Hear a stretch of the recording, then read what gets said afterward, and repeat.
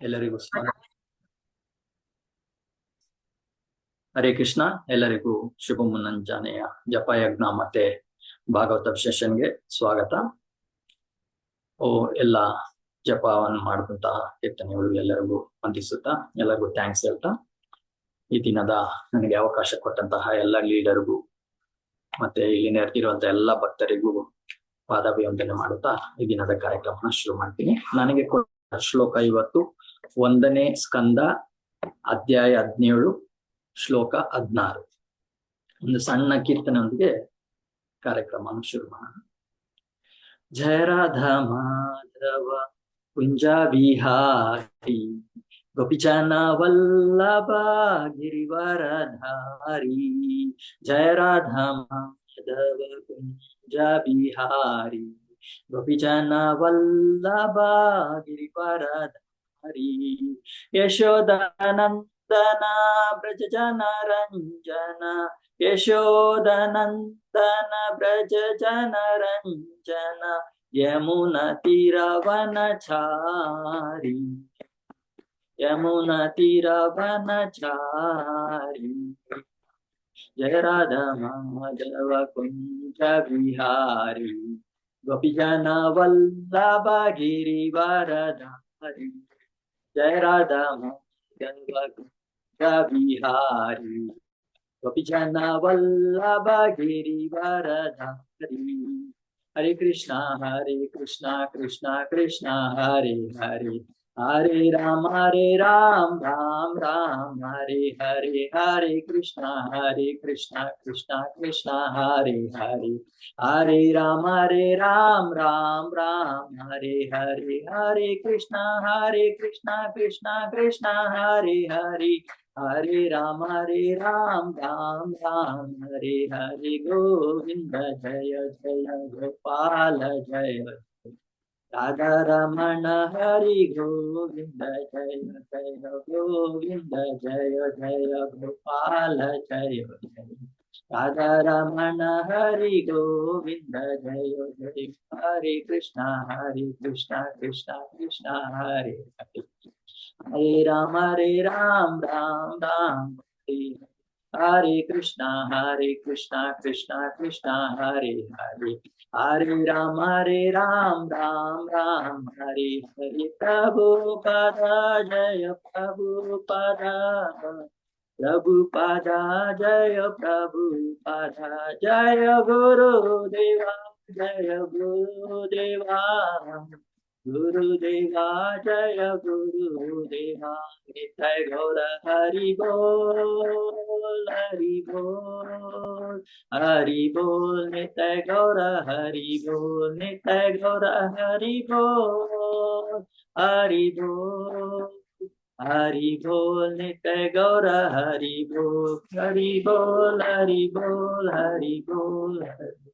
ನಿತ್ಯ ಗೌರ ಹರಿ ಬೋಲ್ ಹರಿ ಬೋಲ್ ಹರಿ ಬೋಲ್. ನಿತ್ಯ ಗೌರ ಹರಿ ಹರಿ ಬೋಲ್. ಶ್ರೀಲ ಪ್ರಭುಪಾದ की जय, प्रभुपाद महाराज की जय, अनंत कोटि वैष्णव वृंद की जय, नामाचार्य शीला हरिदास प्रभु की जय. ಪ್ರೇಮಾನಂದಿ ಹರಿ ಹರಿ. ಹರೇ ಕೃಷ್ಣ. ಮತ್ತೊಮ್ಮೆ ಎಲ್ಲರಿಗೂ ಸ್ವಾಗತ. ಒಂದು ಸಣ್ಣ ಪ್ರಾರ್ಥನೆಯೊಂದಿಗೆ ಕಾರ್ಯಕ್ರಮವನ್ನು ಶುರು ಮಾಡೋಣ. ಓಂ ಅಜ್ಞಾನತಿಮಿರಾಂಧಸ್ಯ ಜ್ಞಾನಾಂಜನಶಲಾಕಯ ಚಕ್ಷುರುನ್ಮಿಲಿತಂ येन तस्मै श्री गुरुवे नमः. श्री चैतन्य मनोभीष्टं स्थापितं येन भूतले स्वयं रूपा कदा मह्यं ददाति स्वपदाङ्कितं.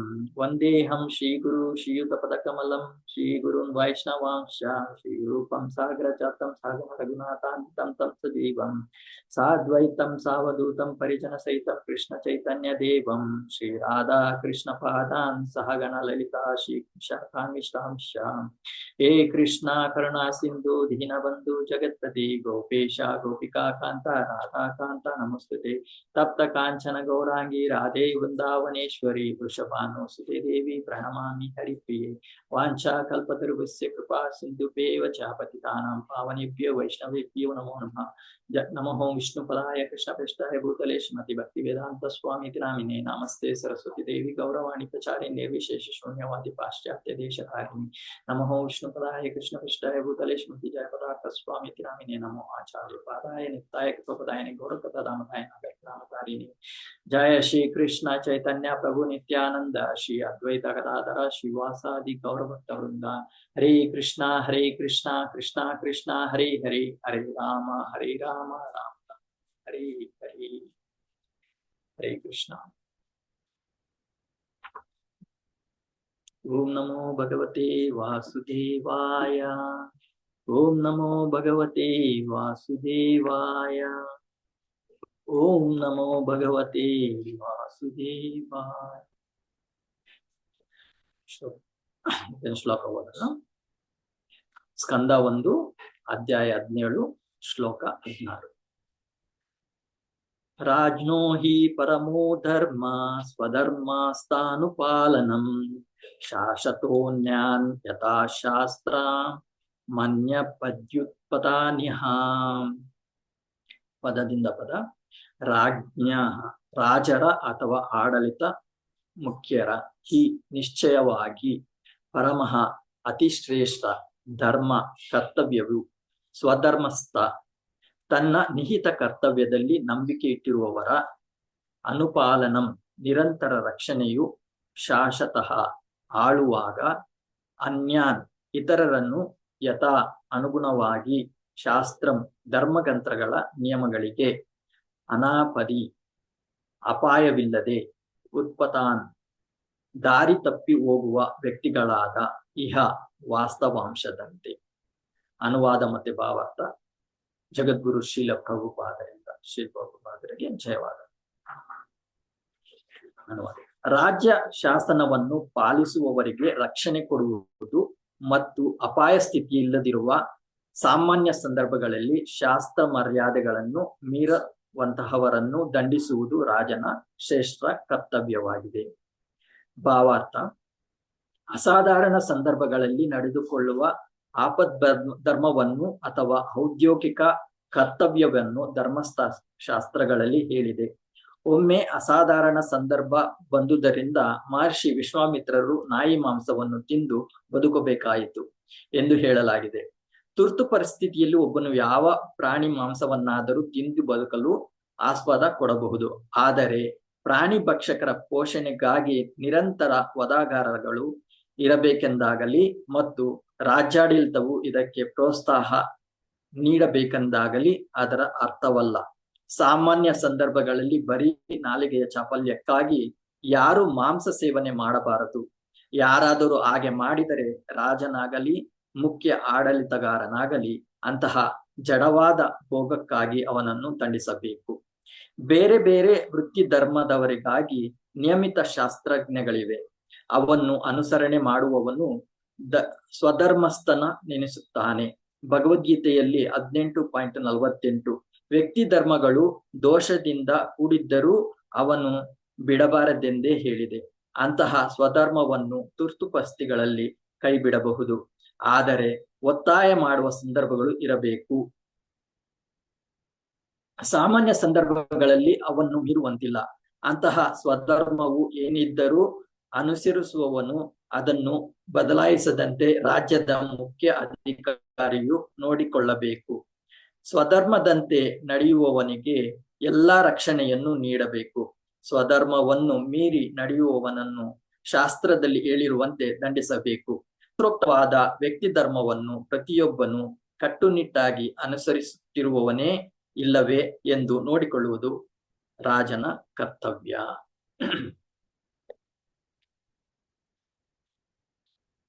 ಮತ್ತೆ ಅನುವಾದ ಒಂದ್ಸಲಿ ಓದೋಣ. ರಾಜ್ಯ ಶಾಸನವನ್ನು ಪಾಲಿಸುವವನಿಗೆ ರಕ್ಷಣೆ ಕೊಡುವುದು ಮತ್ತೆ ಅಪಾಯ ಸ್ಥಿತಿ ಇಲ್ಲದಿರುವ ಸಾಮಾನ್ಯ ಸಂದರ್ಭಗಳಲ್ಲಿ ಶಾಸ್ತ್ರ ಮರ್ಯಾದೆಗಳನ್ನು ಮೀರುವಂತಹವರನ್ನು ದಂಡಿಸುವುದು ರಾಜನ ಶ್ರೇಷ್ಠ ಕರ್ತವ್ಯವಾಗಿದೆ. ಸೊ ಈ ದಿನ ನಾವು ಈ ರಾಜನ ಕರ್ತವ್ಯಗಳು ನಾವು ಸುಮಾರು ಶ್ಲೋಕಗಳಿಂದ ಪರೀಕ್ಷಿತ ಮಹಾರಾಜ ಮತ್ತೆ ಎತ್ತು ಅಂದ್ರೆ ಬುಲ್ ಅಂತ ಹೇಳ್ತೀವಲ್ಲ, ಅವರಲ್ಲಿ ಸಂಭಾಷಣೆ ನಡೀತಾ ಇದೆ. ಈ ರಾಜನ ಕರ್ತವ್ಯಗಳು ಏನೇನು ಅಂತ ಪರೀಕ್ಷಿತ ಮಹಾರಾಜ ವಿವರವಾಗಿ ತೋರಿಸ್ಕೊಡ್ತಾ ಇದ್ದಾರೆ ನಮಗೆ. ಒಬ್ಬ ರಾಜನ ಕರ್ತವ್ಯ ಏನಾಗಿರ್ಬೇಕು ಅಂತ ಈ ಶ್ಲೋಕದಲ್ಲಿ ಏನ್ ಹೇಳ್ತಾ ಇದ್ದಾರೆ, ಯಾವುದೇ ವ್ಯಕ್ತಿ ಆಗಲಿ ಅವನ ಸ್ವಧರ್ಮವನ್ನು ಪಾಲಿಸ್ಬೇಕು. ಆ ಸ್ವಧರ್ಮವನ್ನು ಮೀರುವಂತಹವರನ್ನು ದಂಡಿಸಬೇಕು. ಇದು ರಾಜನ ಕರ್ತವ್ಯ. ಸೊ ನಾವು ರಾಜನ ಕರ್ತವ್ಯಗಳಲ್ಲಿ ನಾವು ಶಾಸ್ತ್ರಗಳ ಪ್ರಕಾರ ನಾವು ನೋಡಿದ್ರೆ ಅವನ ಮೊದಲನೇ ಕರ್ತವ್ಯ ಏನಾಗಿದೆ ಅಂತ ಹೇಳಿದ್ರೆ, ಅವನು ಎಲ್ಲಾ ಸಮಯದಲ್ಲಿ ಶಾಸ್ತ್ರ ಪ್ರಕಾರ ನಡೆದುಕೊಳ್ಳಬೇಕು. ಅವನು ಒಂದು ಉದಾಹರಣೆಯಾಗಿರ್ಬೇಕು. ಯಾಕಂದ್ರೆ ಯಥಾ ರಾಜ ತಥಾ ಪ್ರಜಾ ಅಂತ ಹೇಳ್ತೀವಿ, ಅಥವಾ ಯಾರು ಮುಖ್ಯ ವ್ಯಕ್ತಿಗಳಾಗಿರ್ತಾರೆ, ಆಡಳಿತ ವ್ಯಕ್ತಿಗಳಾಗಿರ್ತಾರೆ, ಅವ್ರು ಹೇಗಿರ್ತಾರೋ ಅದೇ ರೀತಿಯಾದ ಪ್ರಜೆಗಳು ಇರ್ತಾರೆ ಅಂತ. ಸೊ ನಾವು ಈ ರಾಜನೇ ಒಂದು ಕೆಟ್ಟ ಉದಾಹರಣೆ ಆಗಿದ್ರೆ ಅಲ್ಲಿರುವಂತಹ ಪ್ರಜೆಗಳು ಯಾವ ರೀತಿ ಇರ್ತಾರೆ ಅಂತ ನಾವು ಇಲ್ಲಿಂದ ನಾವು ಅರ್ಥ ಮಾಡ್ಕೋಬೇಕು. ರಾಜನ ಮೊದಲನೇ ಕರ್ತವ್ಯ ಏನಂತ ಹೇಳಿದ್ರೆ, ಅವನು ಒಂದು ಉದಾಹರಣೆಯಾಗಿರ್ಬೇಕು. ಹೇಗೆ ಶಾಸ್ತ್ರಗಳ ಪ್ರಕಾರ ನಡೆದುಕೋಬೇಕು, ಮತ್ತೆ ಶಾಸ್ತ್ರಗಳ ಪ್ರಕಾರ ಪ್ರಜೆಗಳನ್ನು ನಡೆಸಬೇಕು. ಇದು ಅವನ ಕರ್ತವ್ಯ ಆಗಿದೆ. ಸೊ ಇನ್ನು ಪಾಯಿಂಟ್ಸ್ ಏನ್ ಹೇಳ್ತಾರೆ ಅಂದ್ರೆ, ಅವನು ಶಾಸ್ತ್ರಗಳನ್ನು ಬ್ರಾಹ್ಮಣರ ಹತ್ತಿರ ತಿಳಿದುಕೊಳ್ಳಬೇಕಾಗುತ್ತೆ. ಸೊ ನಾವು 7ನೇ ಕ್ಯಾಂಟದಲ್ಲಿ ನೋಡಿದ್ರೆ ಪ್ರಹ್ಲಾದ ಮಹಾರಾಜ ಅವರಿಗೆ ಪಟ್ಟಾಭಿಷೇಕ ಆಗಿದ ತಕ್ಷಣ ಅವ್ರು ಏನ್ ಮಾಡಿದ್ರಂತೆ, ಚಾರಿಯಟ್ ಅವರ ಏನು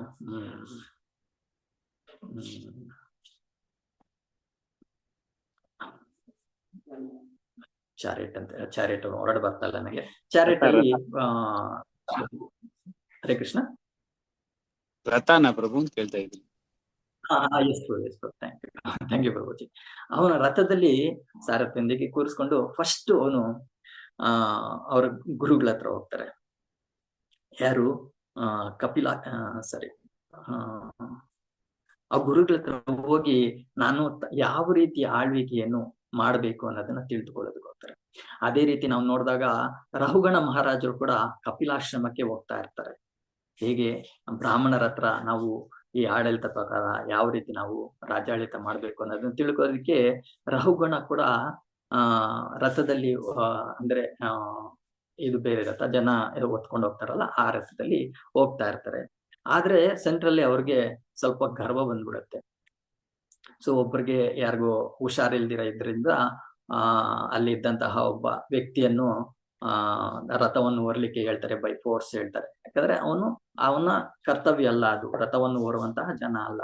ಆದ್ರೆ ಅವನಿಗೆ ಹೊರಲಿಕ್ಕೆ ಹೇಳ್ತಾರೆ. ಯಾಕಂದ್ರೆ ರಾಜ ಅನ್ನೋ ಗರ್ವ ಇದೆ, ನಾನು ಹೇಳ್ದಂಗೆ ಎಲ್ಲರೂ ಮಾಡ್ಬೇಕು ಅನ್ನೋ ಒಂದು ಗರ್ವದಿಂದ ಮಾಡ್ತಾರೆ. ಸೊ ಇಲ್ಲಿ ಆ ಪಾಯಿಂಟ್ ಅಲ್ಲ. ಇಲ್ಲಿ ನಾವೇನ್ ತಿಳ್ಕೊಬೇಕಂತ ಹೇಳಿದ್ರೆ, ಅವನು ಕೂಡ ರಹುಗುಣ ಕೂಡ ಕಪಿಲಾಶ್ರಮಕ್ಕೆ ಹೋಗ್ತಾ ಇರ್ತಾರೆ. ಆದ್ರೆ ಅವನಿಗೆ ಮಧ್ಯದಲ್ಲಿ ಆ ಗರ್ವ ಬಂದಿರೋದ್ರಿಂದ ಅಲ್ಲೇ ಅವರಿಗೆ ಗುರುಗಳಾಗಿ ಜಡಭರತರು ಅವರಿಗೆ ಜ್ಞಾನೋಪದೇಶವನ್ನು ಮಾಡ್ತಾರೆ. ಸೊ ನಾವ್ ಇಲ್ಲೇನ್ ತಿಳ್ಕೊಬೇಕಂದ್ರೆ, ರಾಜ ಆಗಿದ್ದಂತ ಮೊದಲನೇ ಕರ್ತವ್ಯ ಏನಾಗಿದೆ, ಬ್ರಾಹ್ಮಣರ ಹತ್ರ ಒಂದು ತನ್ನ ಕರ್ತವ್ಯವನ್ನು ಯಾವ ರೀತಿ ಆಳ್ವಿಕೆಯನ್ನು ಮಾಡ್ಬೇಕು ಅನ್ನೋದು ತಿಳಿದುಕೊಳ್ಬೇಕು. ಸೊ ಇಲ್ಲಿ ಇನ್ನೂ ಒಂದು ಏನ್ ಹೇಳ್ಬೇಕು ಅಂತ ಹೇಳಿದ್ರೆ, ರಾಜನು ಒಬ್ಬ ಮಧ್ಯವರ್ತಿಯಾಗಿ ಕೂಡ ತನ್ನ ಕೆಲಸವನ್ನು ಮಾಡಬೇಕು. ಮಧ್ಯವರ್ತಿ ಯಾರಿಗೆ? ಯಾರರ ಮಧ್ಯೆಗೆ ಅಂದ್ರೆ ಇಲ್ಲಿ ಪ್ರಜೆಗಳ ಮತ್ತೆ ಭಗವಂತನ ಮಧ್ಯವರ್ತಿಯಾಗಿ ಇರಬೇಕು. ರಾಜನನ್ನು ನಾವು ನರದೇವ ಅಂತ ಕೂಡ ಕರಿತೀವಿ. ಯಾಕಂದ್ರೆ ಅವನು ಒಬ್ಬ ಭಗವಂತನ ಸ್ವರೂಪ, ಅಂದ್ರೆ ಭಗವಂತನ ಒಬ್ಬ ರಿಪ್ರೆಸೆಂಟೇಟಿವ್. ಅವನ ಆಡಳಿತಗಾರನಾಗಿ ಭಗವಂತನ ನಿಯಮಗಳು ಒಳಪಟ್ಟ ವ್ಯಕ್ತಿಯಾಗಿ ಅವನು ಕೆಲಸವನ್ನು ಮಾಡ್ತಾ ಇರ್ತಾನೆ. ಅವನ ಕರ್ತವ್ಯ ಏನು? ಎಲ್ಲರನ್ನು ಭಗವತ್ ಧಾಮಕ್ಕೆ ಕರೆದುಕೊಂಡು, ಅಂದ್ರೆ ಭಗವಂತನ ಕರ್ತವ್ಯಗಳಲ್ಲಿ ತೊಡಗಿಸ್ಕೋಬೇಕು. ಹೇಗೆ ಅಂತ ಹೇಳಿದ್ರೆ, ನಾವು ಪೃಥು ಮಹಾರಾಜರ ಆಳ್ವಿಕೆಯಲ್ಲಿ ನೋಡಿದಾಗ ಅವರು ಮೊದಲು ಏನು ಮಾಡಿದ್ದು ಅಂತ ಹೇಳಿದ್ರೆ, ವರ್ಣಾಶ್ರಮಗಳನ್ನ ಸೃಷ್ಟಿ ಮಾಡ್ತಾರೆ. ವರ್ಣಾಶ್ರಮಗಳ ಪ್ರಕಾರ ಹೇಗೆ ಈ ಪ್ರಜೆಗಳನ್ನ ನಾವು ಆಳ್ವಿಕೆ ಮಾಡಬೇಕು, ಯಾವ ರೀತಿ ಅವರ ಕರ್ತವ್ಯಗಳನ್ನು ಪಾಲಿಸಬೇಕು, ಆಶ್ರಮಗಳ ಪ್ರಕಾರ ಪಾಲಿಸ್ಬೇಕು ಅಂತ ಬಿಟ್ಟು. ಸೊ ವರ್ಣ ಅಂದ್ರೆ ನಮ್ಗೆ ಗೊತ್ತಿದೆ, ಬ್ರಾಹ್ಮಣ, ಕ್ಷತ್ರಿಯ, ವೈಶ್ಯ ಮತ್ತೆ ಶೂದ್ರ. ಆಶ್ರಮ ಅಂದ್ರೆ ಬ್ರಹ್ಮಚರ್ಯ, ವಾನಪ್ರಸ್ಥ, ಗೃಹಸ್ಥ, ವಾನಪ್ರಸ್ಥ ಮತ್ತೆ ಸನ್ಯಾಸ. ಸೊ ಆ ವರ್ಣಗಳಿಗೆ ತಕ್ಕನಂತೆ ಆ ಕರ್ತವ್ಯಗಳು ಇರ್ತವೆ. ನಾವು ಬ್ರಾಹ್ಮಣರನ್ನ ನಾವು ಆಲ್ರೆಡಿ ಚರ್ಚೆ ಮಾಡಿದ್ವಿ. ಏನು ಅವ್ರು ಬಂದ್ಬಿಟ್ಟು ಯಾರಿಗೆ ಜ್ಞಾನೋಪದೇಶವನ್ನು ಮಾಡಬೇಕು, ಯಾವ ರೀತಿ ಆಳ್ವಿಕೆ ಮಾಡಬೇಕು, ನಿನ್ನ ಭಗವಂತನ ಭಕ್ತಿಗೆ ಯಾವ ರೀತಿ ನಿನ್ನನ್ನು ತೊಡಗಿಸ್ಕೊಳ್ಬೇಕು ಅನ್ನೋ ಒಂದು ಜ್ಞಾನವನ್ನು ಕೊಡುವವರು ಬ್ರಾಹ್ಮಣರು. ಮತ್ತೆ ಕ್ಷತ್ರಿಯರು ಏನು, ಅವರು ಪ್ರೊಟೆಕ್ಷನ್ ಮಾಡುವುದು ಅಂದ್ರೆ ರಕ್ಷಣೆಯನ್ನು ಕೊಡುವುದು. ಯಾರಿಗೆ ರಕ್ಷಣೆ ಕೊಡುವುದು? ಬಾಲಕರಿಗೆ, ಹೆಣ್ಣು ಮಕ್ಕಳಿಗೆ, ಮತ್ತೆ ವಯಸ್ಸಾದವರಿಗೆ, ಮತ್ತೆ ಗೋರಕ್ಷಣೆ. ಎಸ್ಪೆಷಲಿ ಬ್ರಾಹ್ಮಣರಿಗೆ ಮತ್ತೆ ಗೋರಕ್ಷಣೆಯನ್ನು ಮಾಡಬೇಕು ಅನ್ನೋದನ್ನ ಅಲ್ಲಿ ನಾವು ಈ ಹಲವಾರು ಶ್ಲೋಕಗಳಲ್ಲಿ ನಾವು ಅರ್ಥ ಮಾಡ್ಕೊಂಡು ಬಂದಿದ್ವಿ. ಸೊ ಇಲ್ಲಿ ಪೃಥು ಮಹಾರಾಜರು ಈ ವರ್ಣಾಶ್ರಮಗಳ ಪ್ರಕಾರ ಅವರ ಆಳ್ವಿಕೆಯನ್ನು ನಡೆಸ್ಕೊಟ್ರು. ಈ ವರ್ಣ ಆಶ್ರಮಗಳು ಹೇಗೆಂದ್ರೆ ಈ ವರ್ಣಗಳ ಪ್ರಕಾರನೇ ಮತ್ತೆ ಆಶ್ರಮಗಳ ಪ್ರಕಾರನೇ ಅವರ ಕರ್ತವ್ಯಗಳು ತೊಡಗಿಸ್ಕೊಂಡಿರ್ತಾರೆ. ಸೊ ವರ್ಣಗಳಲ್ಲಿ ನೋಡಿದಾಗ ನಾವು ಬ್ರಾಹ್ಮಣನ ಕ್ವಾಲಿಟಿ ನೋಡಿದ್ವಿ, ಮತ್ತೆ ಕ್ಷತ್ರಿಯರನ್ನು ನೋಡಿದ್ವಿ. ಮತ್ತೆ ವೈಶ್ಯರು ಅವರು 2 ಗುಣಗಳಿಂದ ತುಂಬಿರ್ತಾರೆ. ಅವರು ರಜೋಗುಣದಿಂದ ಮತ್ತೆ ತಮೋಗುಣದಿಂದ ಮಿಶ್ರಿತ ಆಗಿರ್ತಾರೆ. ಆದ್ರಿಂದ ಅವರೇನು ಕೃಷಿ ಮತ್ತೆ ವಾಣಿಜ್ಯ, ಗೋರಕ್ಷಣೆ ಈ ಮಾಡೋದು 3 ಕರ್ತವ್ಯಗಳಾಗಿರ್ತವೆ. ಸೊ ಈ ರಾಜನ ಕರ್ತವ್ಯ ಅವರವರ ವರ್ಣಗಳ ಪ್ರಕಾರವಾಗಿ ಅವರವರ ಕರ್ತವ್ಯಗಳನ್ನು ಮಾಡ್ತಾ ಭಗವಂತನನ್ನು ನೆನೆಸ್ಕೊಂಡು ಹೋಗಬಹುದು. ಸೊ ಇಲ್ಲಿ ಹೇಗೆ ಬೇರೆ ಬೇರೆ ವರ್ಣಗಳವರು ಬೇರೆ ಬೇರೆ ರೀತಿಯಲ್ಲಿ ಇದ್ರೂ ಕೂಡ ಭಗವಂತನ ಕರ್ತವ್ಯದಲ್ಲಿ ಹೇಗೆ ತೊಡಗಿಸ್ಕೊಳ್ಬಹುದು ಅಂತ ಹೇಳ್ಬೋದು ನಾವು ಇಲ್ಲಿ ಅರ್ಥ ಮಾಡ್ಬೋದು. ಹೇಗೆ ಅಂತ ಹೇಳಿದ್ರೆ, ಇವಾಗ ಉದಾಹರಣೆಗೆ ವೈಶ್ಯಸ್ನ ತಗೊಳ್ಳೋಣ. ಅವರು ಹಲವಾರು ರೀತಿಯಾದ ವ್ಯಾಪಾರಗಳನ್ನು ಮಾಡ್ತಾ ಇರ್ತಾರೆ. ಅವನು ರೈತನೂ ಆಗಿರ್ತಾನೆ, ಕೃಷಿ ಗೋರಕ್ಷಾ ಅಂತ ಹೇಳ್ತಾರಲ್ಲ, ಕೃಷಿ ಮಾಡೋದ್ರಿಂದ ರೈತನೂ ಆಗಿರ್ತಾನೆ. ವೈಶ್ಯಸ್ ಅಂತ ಹೇಳಿದ್ರೆ ಗೋರಕ್ಷಣೆ ಮಾಡೋದು, ಮತ್ತೆ ಕೃಷಿಯನ್ನು ಮಾಡೋದು, ಮತ್ತೆ ವಾಣಿಜ್ಯ ಅಂದ್ರೆ ವ್ಯಾಪಾರವನ್ನು ಮಾಡೋದು. ಸೊ ರೈತನಾಗಿರುವಾಗ ಏನ್ ಮಾಡ್ತಾರೆ ಅವರು? ಫಸ್ಟ್ ಬೆಳೆ ಅಂತ ಹೇಳ್ತಾರೆ ಅಲ್ಲ, ಏನ್ ಹೇಳ್ತಾರೆ? ಫಸ್ಟ್ ಫಸಲು ಇರುತ್ತಲ್ಲ, ಅದನ್ನ ಭಗವಂತನಿಗೆ ಅರ್ಪಣೆ ಮಾಡೋದು. ಸೊ ಇದನ್ನ ಅರ್ಪಣೆ ಮಾಡ್ತಾ ಅವ್ರು ಏನೇ ಮಾಡಲಿ ಮೊದಲು ಭಗವಂತನಿಗೆ ಅರ್ಪಣೆ ಮಾಡೋದು. ಸೊ ಹೂ ಮಾರೋನಾಗ್ಲಿ ಅಥವಾ ವಸ್ತ್ರಗಳನ್ನು ಮಾರೋನಾಗ್ಲಿ, ವಸ್ತ್ರಗಳನ್ನು ಮಾರುವಾಗ ಹಲವಾರು ರೀತಿ ನಾವು ನೋಡ್ತೀವಿ. ಗಿರಿದಾರಿಗೆ, ಗಂಧರ್ವ ಗಿರಿದಾರಿಗೆ, ನರಸಿಂಹ ಭಗವಾನ್ಗೆ, ಮತ್ತೆ ಲಕ್ಷ್ಮೀ ಬಾಲಾಜಿಗೆ, ಭಕ್ತವತ್ಸಲ ಬಾಲಾಜಿಗೆ ಎಷ್ಟು ಚೆನ್ನಾಗಿ ವಸ್ತ್ರಗಳನ್ನ ಅಲಂಕಾರ ಮಾಡಿರ್ತಾರೆ.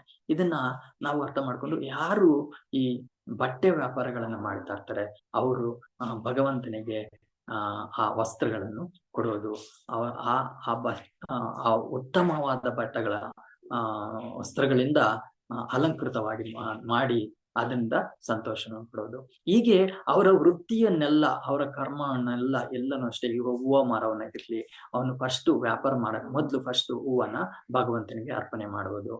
ಮತ್ತೆ ತರಕಾರಿಗಳು ಬೆಳೆಯಲು ತರಕಾರಿಗಳನ್ನ ಕೊಡುವುದು. ಇದೇ ರೀತಿ ಎಲ್ಲ ವರ್ಣದವರು ಅವರ ಕರ್ತವ್ಯದಲ್ಲಿ ಮೊದಲನೇ ಆದ್ಯತೆಯನ್ನ ಭಗವಂತನಿಗೆ ಕೊಡುವುದು. ಇದು ನೋಡಿಕೊಳ್ಳುವುದು ರಾಜನ ಕರ್ತವ್ಯ ಅಂತ ಇಲ್ಲಿ ನಾವು ಅರ್ಥ ಮಾಡ್ಕೊಂತ ಇದ್ದೀವಿ. ಸೊ ಈಗಿನ ಕಾಲದಲ್ಲಿ ನಾವು ನೋಡ್ತಾ ಇದ್ದೀವಿ. ಮೊದಲು ಬ್ರಿಟಿಷರು ಬಂದಾಗ ಏನಾಯ್ತು, ಈ ಕೃಷಿಯನ್ನ ಸಿಸ್ಟಮ್ಮೇ ಚೇಂಜ್ ಮಾಡ್ಬಿಟ್ರು. ಏನ್ ಮಾಡಿದ್ರು, ಮೊದಲು ರೈತ ಮತ್ತೆ ಎತ್ತುಗಳನ್ನು ಉಪಯೋಗಿಸ್ಕೊಂಡು ಭೂಮಿಯನ್ನು ಉಳುಮೆ ಮಾಡ್ತಾ ಇದ್ರು. ಆದ್ರೆ ಏನಾಯ್ತು, ಟ್ರ್ಯಾಕ್ಟರ್ಸ್ನ ತಂದ್ರು. ಟ್ರ್ಯಾಕ್ಟರ್ಸ್ ತಂದಾಗಿದ ತಕ್ಷಣ ಏನಾಗುತ್ತೆ ಆಗುತ್ತೆ, ಹೊರಗಡೆ ಏನಾಗುತ್ತೆ, ಎತ್ತುಗಳು ಮತ್ತೆ ಫಸ್ಟ್ ಹೊರಗೋಗುತ್ತೆ. ಯಾಕಂದ್ರೆ ಟ್ರ್ಯಾಕ್ಟರ್ ಇಂದ ಉಳುಮೆ ಮಾಡೋದ್ರಿಂದ ಎತ್ತುಗಳಿಗೆ ಕೆಲಸ ಇಲ್ದಿರಂಗ ಆಯ್ತು. ಎತ್ತುಗಳ ಕೆಲಸ ಇಲ್ದಿರೋದು ಏನಾಯ್ತು, ಎತ್ತುಗಳಿಗೆ ಕೆಲಸ ಇಲ್ಲ ಅಂದ್ರೆ ಏನ್ ಮಾಡ್ತಾರೆ ಜನ? ಅದನ್ನ ಕಸಾಯಿಖಾನೆಗೆ ಕಳ್ಸೋದಕ್ಕೆ ಶುರು ಮಾಡ್ತಾರೆ. ಇಲ್ಲಿ ಈ ಏನ್ ಹೇಳ್ತೀವಿ, ಈ ಮಾಂಸ ಆಹಾರ ಮಾಡ್ಲಿಕ್ಕೆ ಇದೊಂದು ಫಸ್ಟ್ ಅವರು ಇದ್ ಮಾಡಿದ್ರು. ಸೊ ನೆಕ್ಸ್ಟ್ ಏನು, ಈ ಟ್ರ್ಯಾಕ್ಟರ್ ಏನ್ ಮಾಡುತ್ತೆ, ಇದು ರೈತ ಮತ್ತೆ ಎತ್ತು 4 ದಿನ ಮಾಡುವಂತ ಕೆಲಸ 1 ಅವರ್ 2 ಅವರ್ ಅಲ್ಲಿ ಮಾಡಿ ಮುಗಿಸ್ಬಿಡುತ್ತೆ. ಅವಾಗ ಏನಾಗುತ್ತೆ, ರೈತರಿಗೂ ಕೆಲಸ ಇಲ್ದಿರಂಗಾಗುತ್ತೆ. ಅವಾಗ ರೈತರು ಏನ್ ಮಾಡ್ತಾರೆ, ಜೂಜಾಡ್ಲಿಕ್ಕೆ ಶುರು ಮಾಡ್ತಾರೆ. ಜೂಜಾಡುವಾಗ ಜಗಳ ಆಡುತ್ತೆ, ನೀನ್ ನನಗೆ ಮೋಸ ಮಾಡ್ಬಿಟ್ಟೆ, ನಾನು ಇದು ಚೆನ್ನಾಗಿ ಆಡ್ತಾ ಇದ್ದೀನಿ, ಮೋಸ ಮಾಡ್ಬಿಟ್ಟೆ ಅಂತ ಜಗಳ ಆಗುತ್ತೆ, ಫೈಟ್ ಆಗುತ್ತೆ.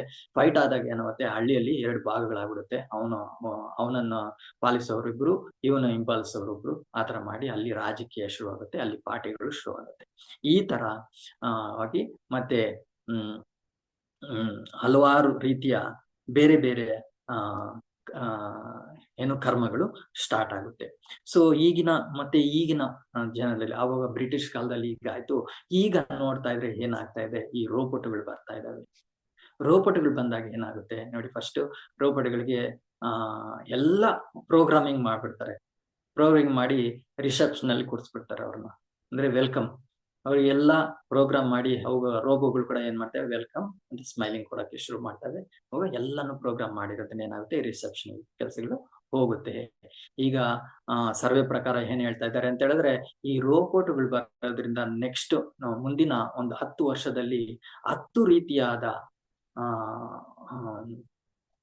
ಕೆಲಸಗಳು ಹೊರಟೋಗ್ತವೆ ಅಂತ ಹೇಳ್ತಾರೆ. 10 ರೀತಿಯಾದ ಕೆಲಸಗಳು ಅಂದ್ರೆ, ಈಗ ಉದಾಹರಣೆಗೆ ಹೇಳಿದೆ ರಿಸೆಪ್ಷನ್, ಅಥವಾ ಬೇರೆ ಬೇರೆ ಬೇರೆ ಬೇರೆ ರೀತಿಯಾದ ಪ್ರೊಫೆಷನ್ಸ್ ಹೋಗ್ಬಿಡುತ್ತೆ ಅಂತ ಹೇಳ್ತಾರೆ.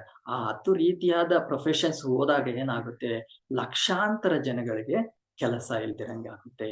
ಅವಾಗ ಕೆಲಸ ಇಲ್ದಿರಂಗಾಗುತ್ತೆ, ಏನ್ ಹೇಳ್ತಾರೆ, ಎಂಪ್ಟಿ ಮೈಂಡ್ ಡೆವಿಲ್ಸ್ ಪ್ಲೇಸ್ ಅಂತ ಹೇಳ್ತಾರೆ. Devils place is empty mind ಅಂತ ಹೇಳ್ತಾರೆ. ಹಾಗೆ ವರ್ಕ್ಶಾಪ್ ಅಂತ ಹೇಳ್ತಾರೆ. ಆದ್ರಿಂದ ನಾವು ಈ ರಾಜನ ಕರ್ತವ್ಯ ಏನಾಗಿರ್ಬೇಕು, ಇಲ್ಲಿ ಪರೀಕ್ಷಿತ ಮಹಾರಾಜರು ಡಿಸ್ಕಷನ್ ಮಾಡ್ತಾರೆ. ನಾವು ತಿಳ್ಕೊಬೇಕು, ಯಾಕೆ ಎಲ್ಲ ರೀತಿಯಾದ ವರ್ಣಗಳಿಗೆ, ಎಲ್ಲ ರೀತಿಯಾದ ಆಶ್ರಮದಲ್ಲಿರುವಂತಹ ಜನಗಳಿಗೆ ಯಾವ ರೀತಿಯಾದ ಕರ್ತವ್ಯವನ್ನು ಕೊಟ್ಟು ಅವನು ಭಗವಂತನ ಸನ್ನಿಗೆ ತೋರಿಸ್ಕೊಳ್ಳುವಂತಹ ಕೆಲಸವನ್ನು ಮಾಡಬೇಕು ಅನ್ನೋದನ್ನ ನಾವು ಇಲ್ಲಿ ತಿಳ್ಕೊಬೇಕು. ಇಲ್ಲಿ ಹಲವಾರು ಧರ್ಮಗಳಿದಾವೆ. ಏನಂತ ಹೇಳ್ತಾರೆ, ವರ್ಣ ಧರ್ಮ ಅಂತಾರೆ, ಆಶ್ರಮ ಧರ್ಮ ಅಂತಾರೆ, ಗುಣಧರ್ಮ ಅಂತಾರೆ, ಸಾಮಾನ್ಯ ಧರ್ಮ ಅಂತಾರೆ, ರಾಷ್ಟ್ರ ಧರ್ಮ, ಮತ್ತೆ ನಿಮಿತ್ತ ಧರ್ಮ, ಮತ್ತೆ ಸ್ತ್ರೀ ಧರ್ಮ, ಆಪದ್ ಧರ್ಮ ಅಂತ ಹೇಳ್ತಾರೆ.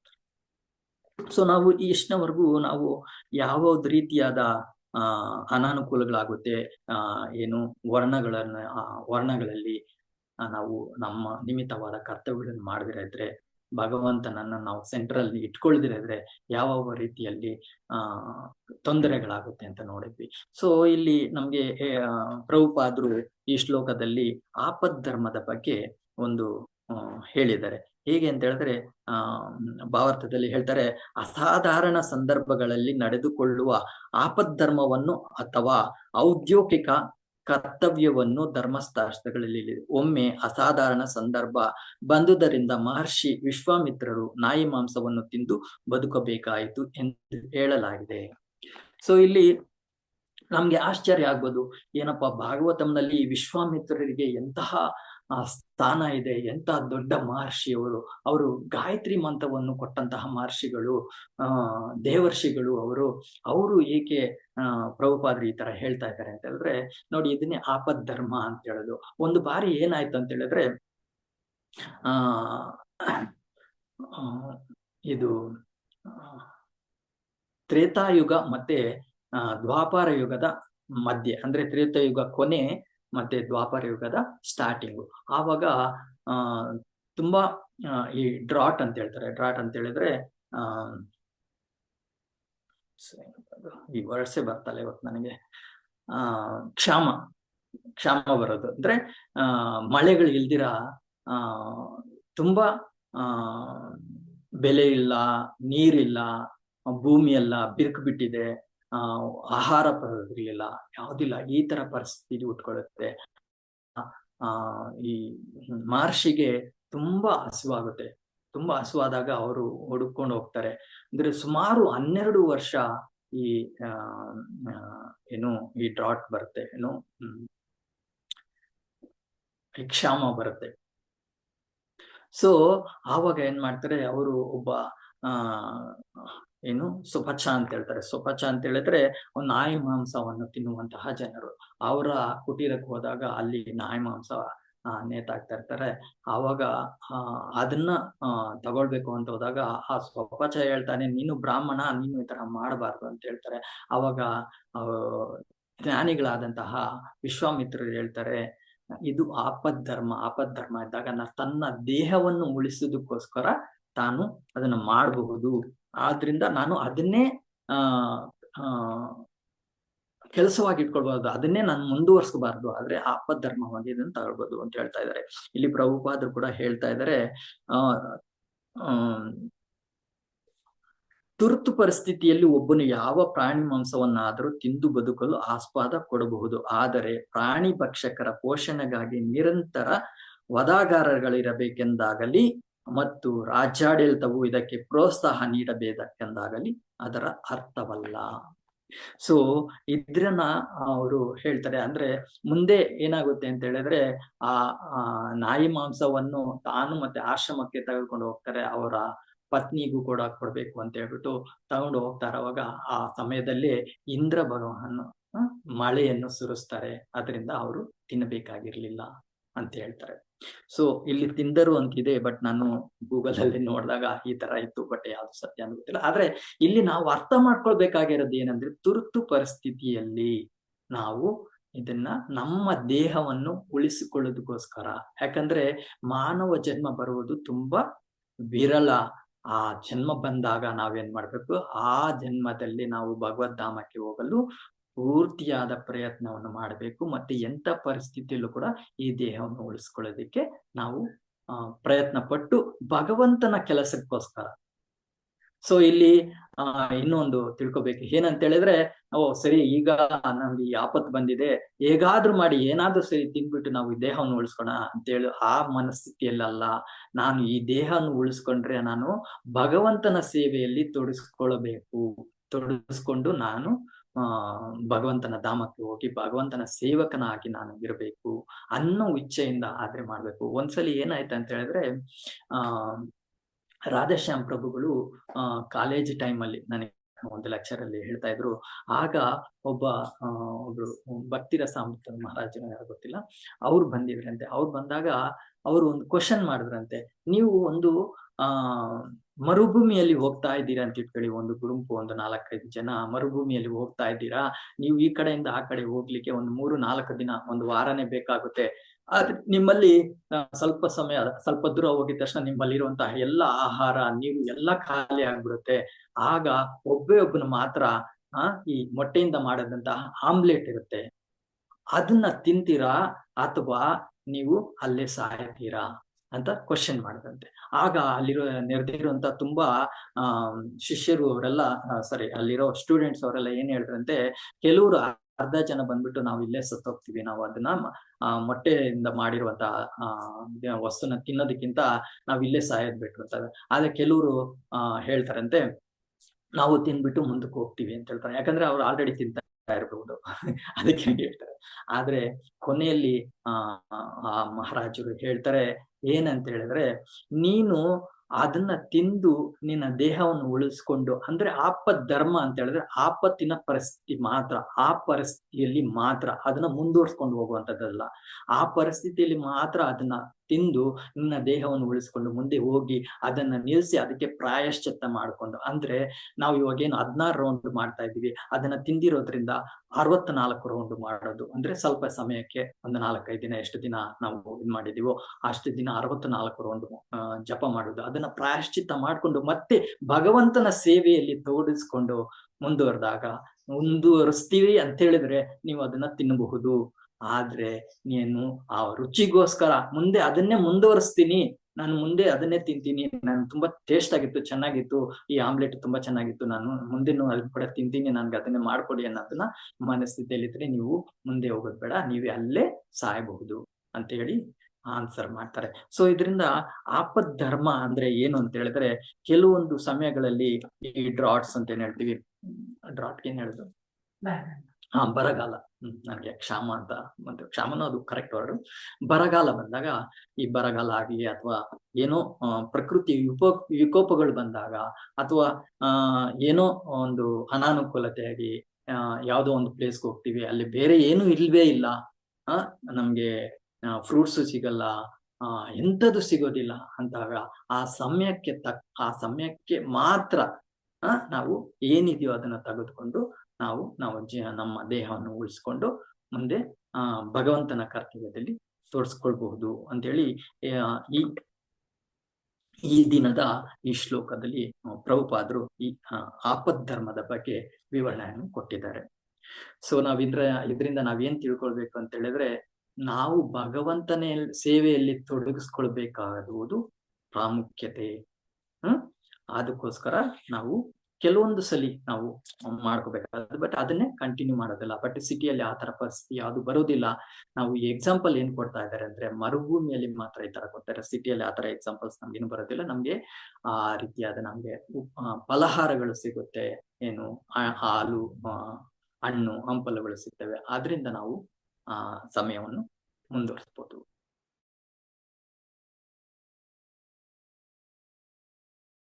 ನಾವೇನ್ ಇದನ್ನ ಯಾರು ಪಾಲನೆ ಮಾಡ್ತಾ ಇದ್ದಾರೆ ಅವರಿಗೆ ರಕ್ಷಣೆ ಕೊಡುವುದು, ಮತ್ತೆ ಯಾರು ಈ ಪಾಲನೆಯನ್ನು ಮಾಡ್ತಾ ಇಲ್ಲೋ ಅವರಿಗೆ ದಂಡಿಸುವುದು ರಾಜನ ಕರ್ತವ್ಯವಾಗಿದೆ. ಇಷ್ಟು ಹೇಳಿ ನಾನು ಇವತ್ತಿನ ಭಾಗವತಂನ ಕೊನೆ ಮಾಡ್ತೀನಿ. ಶ್ರೀಮದ್ ಭಾಗವತಂ ಕಿ ಜೈ, ಶ್ರೀಲ ಪ್ರಭುಪಾದ ಕಿ ಜೈ, ಪತಿತ ಪಾವನ ಗುರು ಮಹಾರಾಜ್ ಕಿ ಜೈ. ಹರೇ ಕೃಷ್ಣ ಪ್ರಭುಜಿ.